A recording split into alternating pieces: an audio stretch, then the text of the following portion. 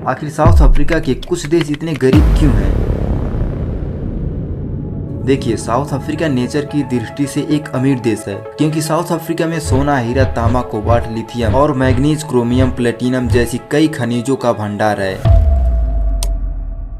और अफ्रीका में दुनिया के लगभग 30% मिनरल रिसोर्सेज मौजूद हैं। इन्हीं वजहों से कई बड़े देश हैं जो अफ्रीका के नेचुरल रिसोर्सेज को अपने देश में लाना चाहते हैं। लेकिन दोस्तों, सवाल अब यह उठता है कि इतने सारे नेचुरल रिसोर्सेज होने के बावजूद अफ्रीका इतना गरीब क्यों है? और तो और यहाँ के लोगों की हालत इतनी खराब है कि बहुत से लोगों को तो 2 वक्त की रोटी भी नसीब नहीं होती है। और यहाँ के लोग दिन में लगभग $2 से $3 ही कमा पाते हैं।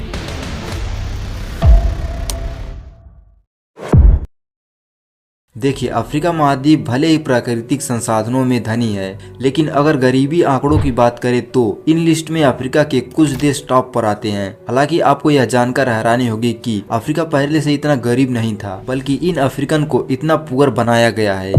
और अफ्रीका को इतना गरीब होने का एक रीजन नहीं है, बल्कि कई ऐसे रीजन है जिनके चलते आज अफ्रीका के कुछ देश इतने गरीब हैं।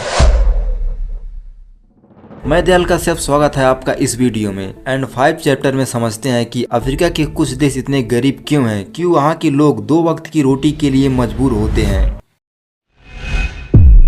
अफ्रीका के कई देशों में नेचुरल रिसोर्सेज का दोहन किया जाता है। 19वीं और 20वीं सदी में अफ्रीका के अधिकांश हिस्सों पर यूरोपीय पावर्स ने कब्जा किया था। ब्रिटेन, फ्रांस, पुर्तगाल, बेल्जियम जैसे देशों ने अफ्रीका पर अपना पूरा हक जमा रखा था और अफ्रीका से लोगों को गुलाम बनाकर अमेरिका और अन्य देशों में ले जाया गया। इससे अफ्रीका की पॉपुलेशन और कार्यबल बहुत ही वीक हो चुका। और तो और यूरोपीय देशों ने अफ्रीका को लूटा और अपनी जरूरतों के लिए इस्तेमाल किया। इतना ही नहीं, यह यूरोपीय कंट्री जो थी, यह क्या किया, अफ्रीका के नेचुरल रिसोर्सेज को भरपूर मात्रा में इस्तेमाल किया। इसके अलावा अफ्रीका के संसाधनों का भी भरपूर मात्रा में दोहन किया और लोकल इकोनॉमी को नष्ट कर दिया। देखिए, सबसे पहले तो यूरोपीय कंट्री ने सैन्य बल का प्रयोग करके स्थानीय लोगों को पराजित किया और अपने नियंत्रण में ले लिया।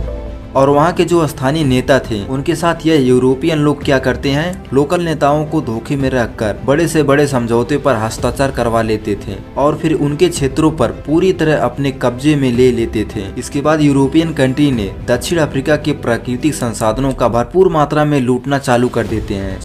सोना, हीरे, तांबा, कोबाल्ट, लिथियम जैसे और अन्य नेचुरल रिसोर्सेज को दक्षिण अफ्रीका से यूरोपियन कंट्री ने अपने देशों में सप्लाई करना शुरू कर दिया। और तो और यूरोपियन ने उन स्थानीय लोगों को कम मजदूरी में काम पर लगाया और उन्हें गुलामों की तरह इस्तेमाल किया और अफ्रीकन लोगों को उन्हीं के जमीन से बेदखल कर दिया, उन्हें गरीबी और भुखमरी की स्थिति में रखा। इसके अलावा यूरोपीय शासकों ने दक्षिण अफ्रीका के स्थानीय लोगों को अलग थलग रखा और उन्हें राजनीतिक अधिकारों से वंचित रखा। इससे यूरोपीय शासकों ने स्थानीय अर्थव्यवस्था को नष्ट कर दिया और दक्षिण अफ्रीका को कच्चे माल उत्पादक के रूप में इस्तेमाल किया, लेकिन अफ्रीका के विकास में निवेश नहीं किया। और यूरोपियन देशों ने अफ्रीका को पूरी तरह लूटने के बाद अफ्रीका के कई देशों की अर्थव्यवस्था को स्थिर छोड़ दिया, जिससे ये देश आर्थिक रूप से और स्वतंत्र रूप से विकसित नहीं हो पाए।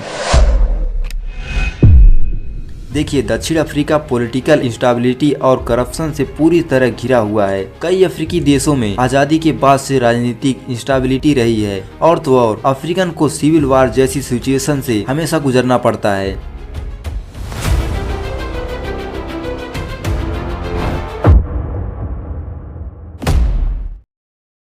और यह अफ्रीका के कमजोर प्रशासनिक स्ट्रक्चर ने विकास को इंटरप्टेड किया है। इसके साथ ही कुछ नेताओं और सरकारें व्यापक भ्रष्टाचार से रंगे होते हैं, जिससे जनता की संपत्ति का दुरुपयोग होता है और अफ्रीका के बुनियादी ढांचे के विकास में कमी रहती है। आमतौर पर किसी भी देश को आगे बढ़ाने के लिए वहाँ की सरकार जिम्मेदार होती है, लेकिन अफ्रीका महाद्वीप पर भ्रष्टाचार अपनी चरम पर है, क्योंकि वहाँ की जनता का कोई भी काम बिना रिश्वत दिए नहीं होती है। लोगों को किसी भी काम के लिए हर छोटे बड़े अधिकारी को रिश्वत देनी पड़ती है। यह बात जानकर आपको हैरानी होगी कि अफ्रीका में रिश्वत घूसखोरी नॉर्मल बात है। यहाँ तक कि अगर सबसे भ्रष्टाचार देश की बात करें तो अफ्रीका देश टॉप पर आता है। अगर यहाँ की सरकार लोगों की मदद भी करती है तो यह भी लोगों तक नहीं पहुँच पाती है, क्योंकि बड़े अधिकारी इसे बीच में ही खत्म कर देते हैं। कई अफ्रीकी देशों में मिसरूल की समस्या है और मिसरूल के कारण पॉलिसी इफेक्टिव ढंग से लागू नहीं हो पाती है, जिसके चलते वहां के लोगों को करप्शन जैसी सिचुएशन से गुजरना पड़ता है। देखिए, अफ्रीका के कई देशों में करप्शन आम बात है, लेकिन करप्शन की वजह से किसी भी देश को सार्वजनिक धन का अब्यूज होता है और डेवलपमेंट कार्यों में रुकावट आती है। इन्हीं चलते आज भी अफ्रीका के कुछ देश अभी भी काफी पिछड़ा है। आमतौर पर किसी भी देश की अर्थव्यवस्था को आगे बढ़ाने के लिए एजुकेशन सबसे बड़ा रोल करता है और अफ्रीका के गरीब देशों में वहाँ के लोगों को सफल रूप से शिक्षा नहीं मिल पाती है और इसीलिए वहाँ के लोग अपनी स्किल नहीं दिखा पाते हैं।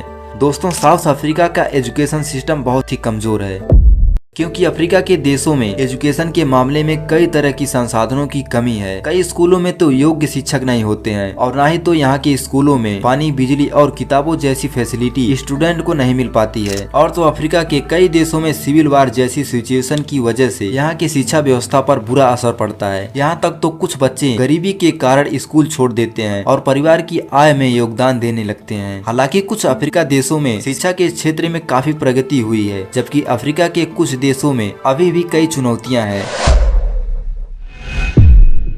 देखिए, किसी भी देश की अर्थव्यवस्था को आगे बढ़ाने के लिए मार्केट तक उसकी पहुंच होना बहुत ही इम्पोर्टेंट होती है और किसी भी देश में बड़े व्यवसाय होना यह भी देश की इकोनॉमी में बड़ा बदलाव लाता है। इसके साथ ही वहां के लोगों को रोजगार का अवसर प्रदान करता है। लेकिन अफ्रीका में ऐसे बड़े बिजनेस है नहीं कि वहां के लोगों को रोजगार दे सके और इसी वजह से अफ्रीका के लोग इतना पैसा नहीं कमा पाते हैं कि उनकी जरूरतें पूरी हो जाए। और यह भी माना जाता है अफ्रीका के देश गरीब होने की वजह आतंकवाद है, क्योंकि इस महाद्वीप के देश आपस में लड़ते रहते हैं। इसके चलते सरकार बॉर्डर की रक्षा में सारा पैसा लगा देती है, जिससे देश की डेवलपमेंट काफी कम हो जाता है, जो अफ्रीका महाद्वीप को कमजोर बना देती है। और इन्हीं आतंकी संगठनों के कारण अफ्रीका के कुछ देशों का विकास न के बराबर है।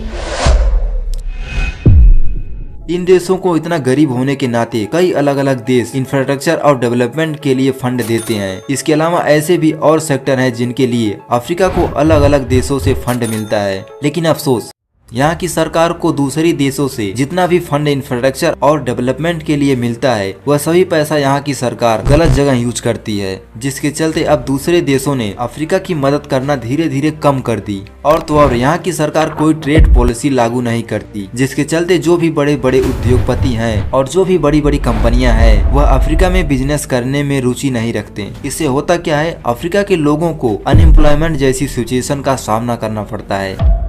लेकिन अफ्रीका के कई ऐसे देश हैं जहां डेवलपमेंट काफी तेजी से हो रहा है। अफ्रीका के ज्यादातर जमीन रेगिस्तान है, जिसके चलते यहाँ की किसान की उपज बहुत ही सीमित मात्रा में होती है। सबसे ज्यादा तो यहाँ पानी की किल्लत बनी रहती है और तो और यहाँ के लोगों को भुखमरी जैसी सिचुएशन का सामना करना पड़ता है।